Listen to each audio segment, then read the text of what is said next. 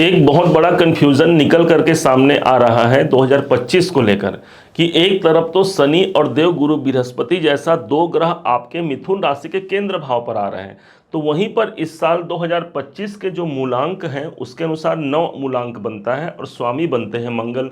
तो क्या हम इस मूलांक के अनुसार चलें या फिर एस्ट्रोलॉजी के हिसाब से शनि और देवगुरु बृहस्पति के ट्रांजिट को पकड़ें? तो ध्यान दीजिएगा, हम इन दोनों कन्फ्यूजन को दूर करने के लिए एक संग कंबाइंड करके क्या रिजल्ट हमारे जीवन पे निकल के सामने आएगा इस 2025 में, हम इसको जानने वाले हैं। बने रहिएगा, एक नया टॉपिक है, नया सब्जेक्ट है, बहुत कुछ हमको सीखने को मिलेगा। जानते हैं कि 2025 कैसा रहेगा। ध्यान दीजिएगा, आपके अपने राशि के स्वामी बुध ने मंगल को, जो इस साल के मूलांक के मालिक बने हैं, उसको 11वें घर का प्रभाव दिए हैं, मतलब लाभेश उनको बनाया है, लाभ का दायित्व दिया है। तो दूसरे तरफ इसी मंगल को छठे भाव का दायित्व दिया है, जो आपके नौकरी का है, आपके कर्जों से आपको जोड़ने वाला स्थान है। तो ये साल कैसा जाएगा? शनि के पास आते हैं तो शनि भी इस समय पर आपके ठीक कैरियर भाव पर उपस्थित हैं और देव गुरु बृहस्पति 15 मई को ठीक पहुंच जाएंगे आपके अपने राशि पर, जो कि आज चल रहे हैं 12वें घर पर। तो इस हिसाब से सबसे पहले हम मंगल के ट्रांजिट को, मंगल के इस जो मूलांक बनते हैं 2025 के, इसको पकड़ते हैं। तो मंगल के पास सबसे पहला घर है 8 और इस साल के जो मूलांक हैं वो बनता है 9। तो हम लोग सप्तम भाव को भी यहाँ पर लेने वाले हैं।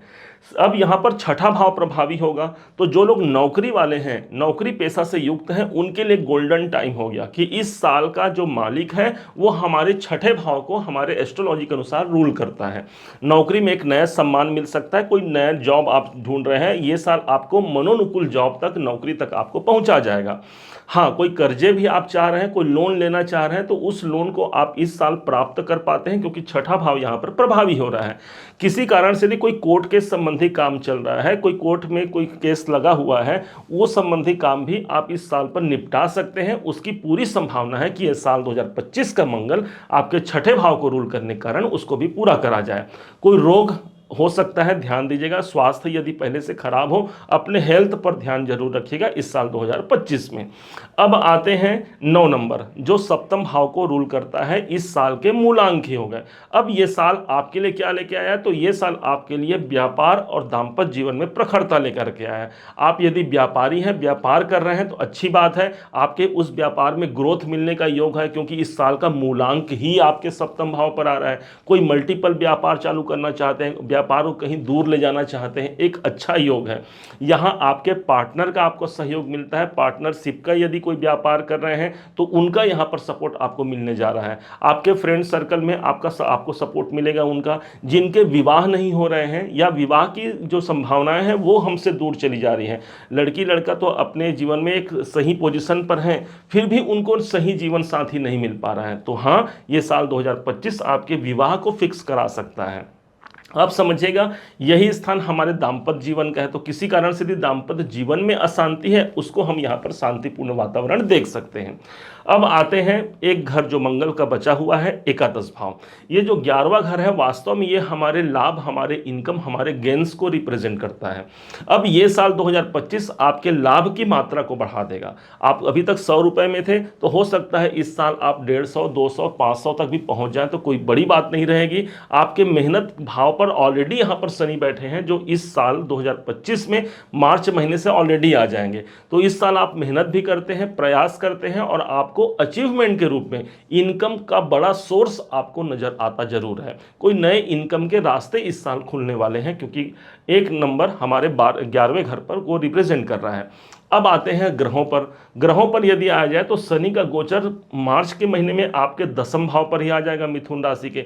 ये एक बहुत प्लस पॉइंट हो गया, जहां पर आपके योग कारक ग्रह केंद्र भाव पर आएंगे, कर्म स्थान पर आएंगे। कैरियर के दृष्टिकोण से ये साल सर्वाधिक महत्वपूर्ण रहेगा, बहुत महत्वपूर्ण रहेगा। लोग आपका नाम समझेंगे, आपको जानेंगे, आपके काम की प्रतिष्ठा बढ़ेगी, आपके काम को लोग सराहना करेंगे।